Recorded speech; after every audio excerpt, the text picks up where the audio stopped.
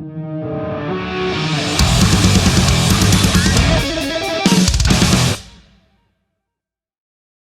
Rody, how you going?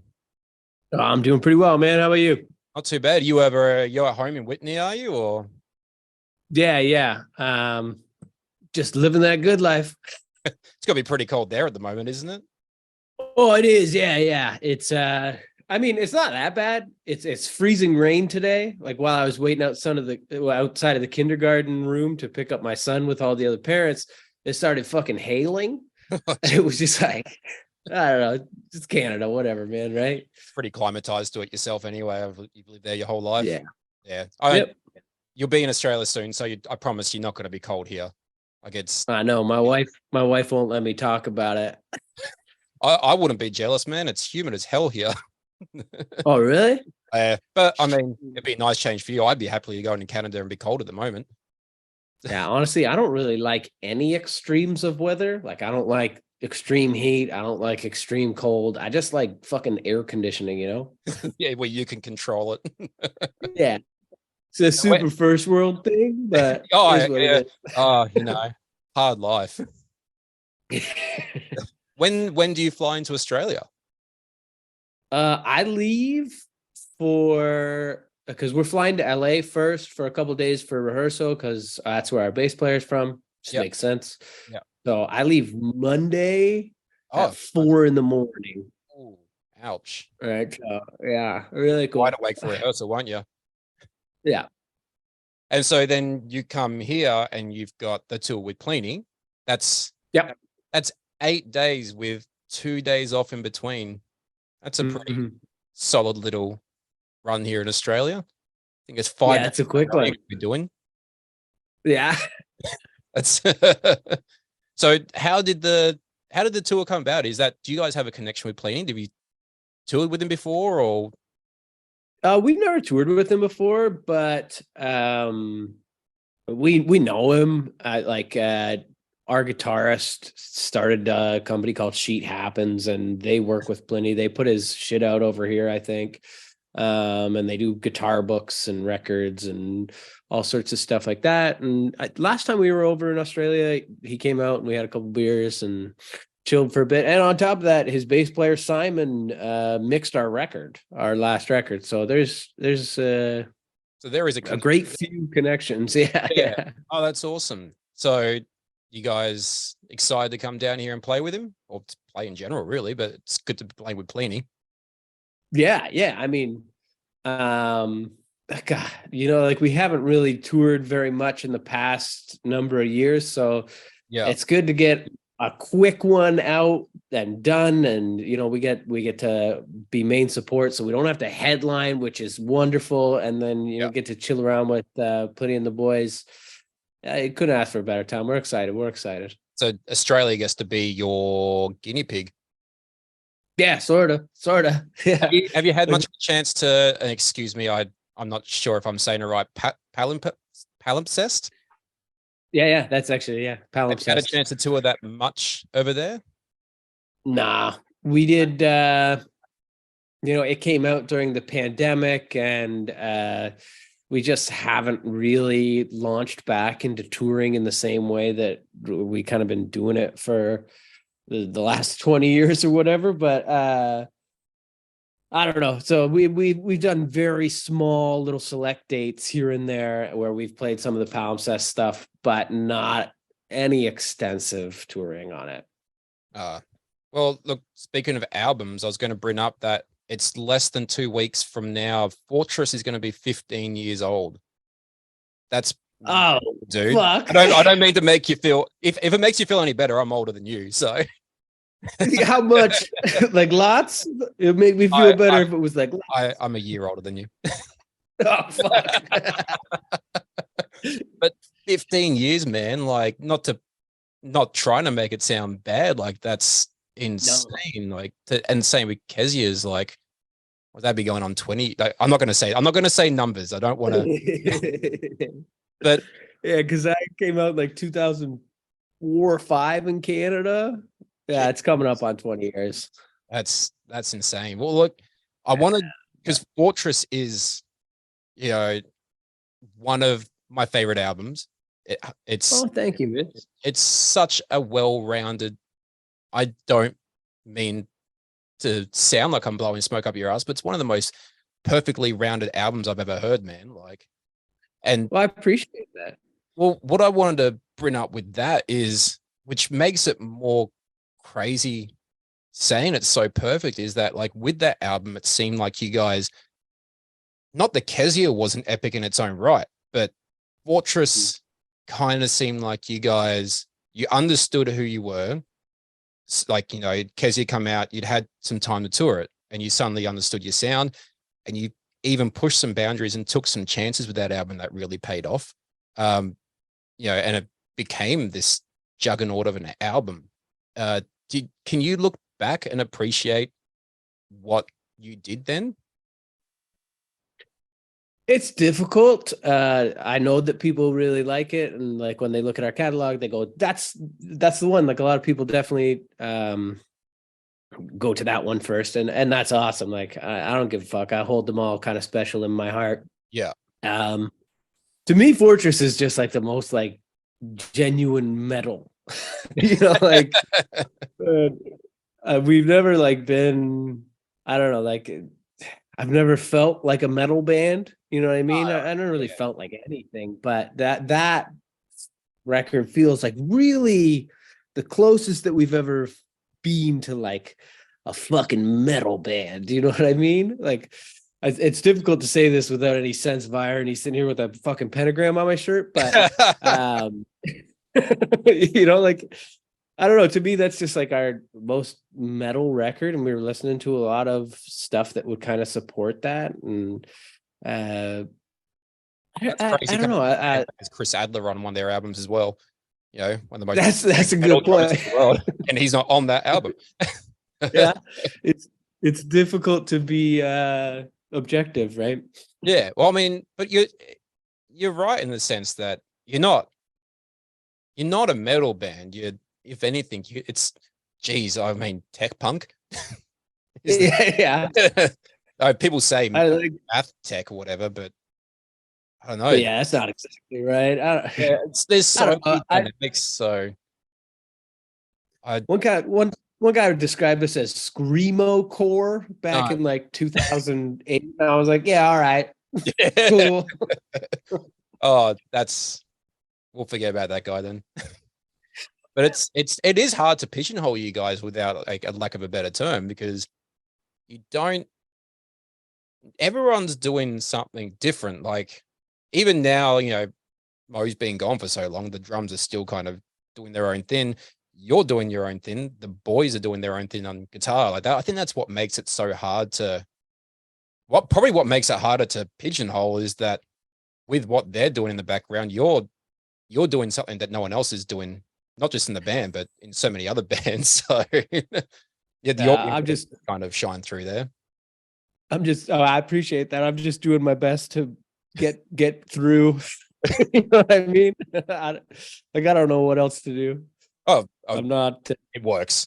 If it's not broken, you know, like there's a lot of like of our contemporaries where they've got like fucking amazing singers. You know what I mean? And it's like, I don't know what the fuck I'm doing. I'm just going up there and trying to make it like land in a way that it sounds all right. I can't count any of the timing. That's why all of the vocals kind of sound like they're in 4/4, despite whatever fucking signature the part's in. I don't know what I'm doing. That works for you though. I mean, like so far, if it's not broken, man. Like, yeah. What was I going to say? So. Excuse me while my brain starts to tick. It's early morning here, man. I've only had a coffee. I know. I've just finished dinner. Oh, nice. Actually, what I'll bring up first is, and I feel like I've been living under a rock because I did not notice this until yesterday when I looked up your name because I wanted to listen to the Shane Todd interview from 7 years ago, and it came up with your name as its own thing, and I noticed you've got your own solo stuff. Like, yeah, I released a bunch of garbage.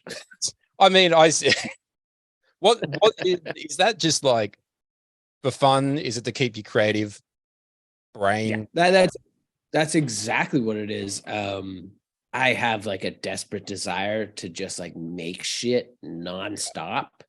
I've got this like fucking studio at my it's like a basement studio that I've made in my own, created in my own image. But yeah, like so I just make stuff all the time. And sometimes I'm like, hey, this stuff's okay. It's silly, it's all silly as fuck. But when I find something that I like, I put it out usually. So you've probably got a Prince style kind of catalog there where he died with, you know, a vault of songs ready to go. Yeah, but I reckon Prince's stuff was like pretty good. Mine's a lot. I got a lot of stuff about like fucking birds and stuff. And that brings me to my other point you say about that. Like, and it's the same with protest. And I mean, obviously a lot more with your solo work.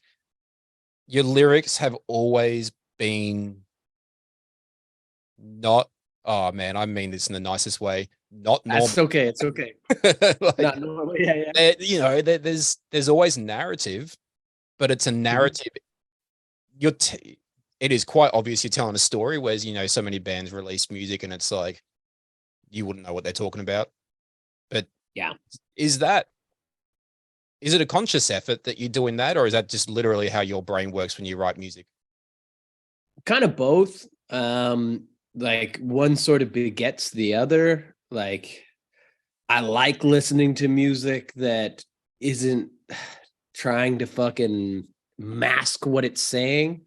You know what I mean? Because I find more often than not, like the people that are putting like elaborate metaphors in their shit, in specifically heavy metal music, they're not actually trying to say anything. No. You know, like they're just smashing words together. They're like, oh fuck, that sounds cool. Yeah. Right? And it's like, all right, well, whatever. Like, what's your fucking point? So I would rather someone, and maybe this is like coming up through punk rock, I would rather someone just like say what they mean than not mean anything and say a bunch of fucking nonsense. And like that's the entire, like we put out an EP called Pacific Myth. Yeah. And like that's the whole point of the thing. Is like it goes into the fucking theories of Joseph Campbell and Carl Jung. And like the idea is like if you're just putting a fucking story to music for the sake of putting a story to music and there's no moral, you're not making it more creative. You're making it less creative because like there is only one story. You know what I mean? So I don't know. Yeah, no, maybe I'm just a prick. Oh, I mean, I wouldn't say that, but you know. So yeah, but you're right. I'm not going to dig my own grave here, Rody. I love your lyrics, man. Like Thank you. I don't know what else to say about that. It's just, I mean, they're always really clever. C'est la vie, especially, like, I don't know what it is about that song. It's just that every time I listen to it, I know it's a pretty dark set of lyrics. Yeah. RF wrote that one actually, and that's why it's so much better than what I'm capable of. That's why it's so crisp and concise, and the metaphors are so calculated. He is one smart motherfucker. Yeah. Do you feel like do you think being in the band with him for those first few albums kind of taught you a bit about writing lyrics, or was that the way you write lyrics Absolutely. has literally been how you've always been? I mean, it definitely, you know, like being as close with RF as I was, it definitely helped me grow as a lyricist and as a musician and as just like being a storyteller. Because there was always like RF could dress things up with like fucking $10 words and stuff like that and still have meaning behind it and still have the meaning interpretable behind it. And I loved the way he did that. But then when he wanted to stop writing lyrics and I took over, I definitely wanted to do something that was like a stark contrast to that. Okay. Yeah. And yeah, I understand, like when we released Scurrilous, that was extremely jarring for some of our fans, but that's all right.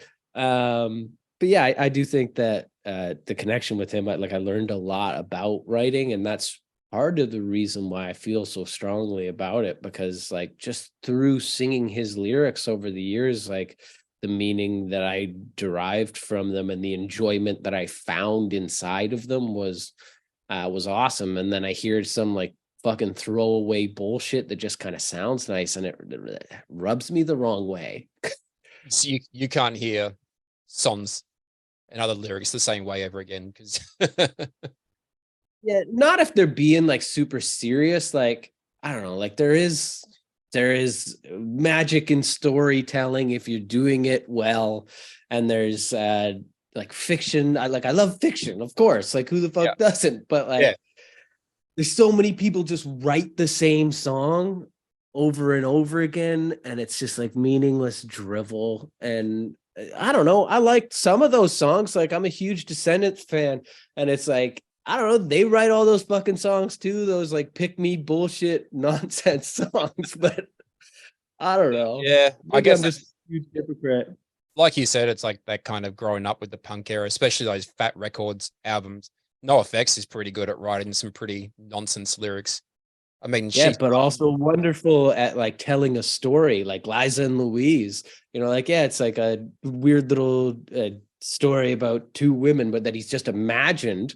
But he tells this story and he paints a picture for you. I think Fat Mike is a fantastic lyricist. He's definitely an underrated musician altogether. Like, it's I mean, he's a fucking horrible singer, but we only just had them here. We have a festival called Good Things, you know, and it's just kicked back off after COVID, and NoFX was on the lineup, and it's just they're just such a fun band to watch. Oh yeah.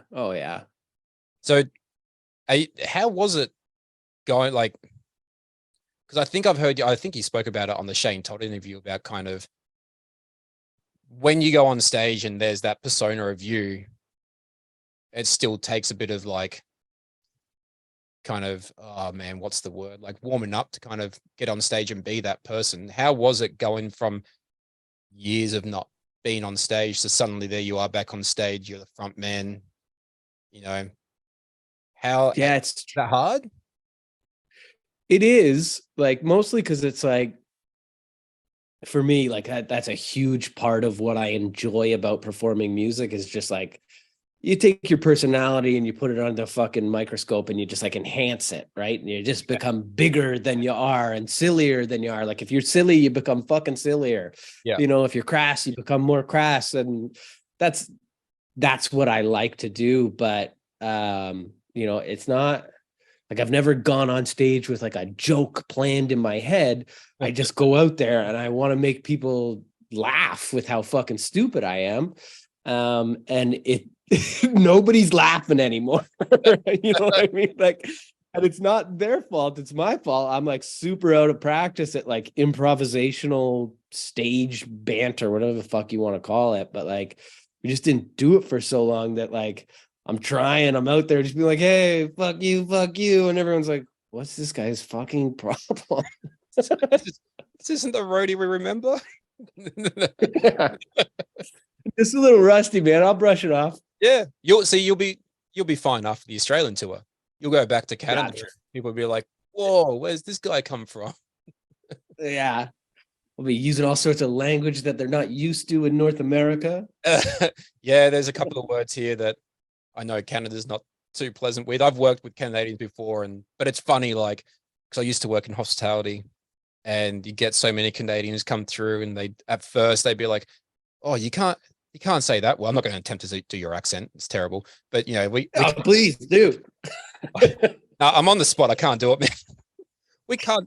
No, I'm going British. Yeah. But they say, it's like, oh, we can't say those words. And Dad said they work 6 months, they go back home and they're worried that they're going to say those words in front of their parents. And it's, you know, it's you can't say cunt in front of your mom. You just can't do it. And you know what? Like, when you say cunt in Australia, in an Australian accent, it really takes the like hardness out of it for some reason. Like, it sounds like a little more buttery. If you call someone a cunt in Canada, like with a Canadian accent, it's just like the syllables hit harder or something like that. Yeah. It's like there's a few words in the Canadian accent that I don't think can be emulated properly anywhere else, like the word cock. I think Oh, cock man. is like it's a Canadian word, and it's no funnier anywhere else than in Canadian when you're walking around and be like, oh man, look at this guy. He's got a fucking huge cock. Yeah, when I we don't know say if I'm that's the other way around. When we say cock, it just sounds lame and not aggressive, just lame. I can see exactly what you yeah, mean. I'm never going to be able to listen to a Canadian say cock again without probably laughing now.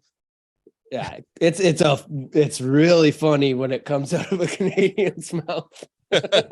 I love the word cock. I'll be looking out for you saying that now on stage. I really hope you say that when you come for out. sure.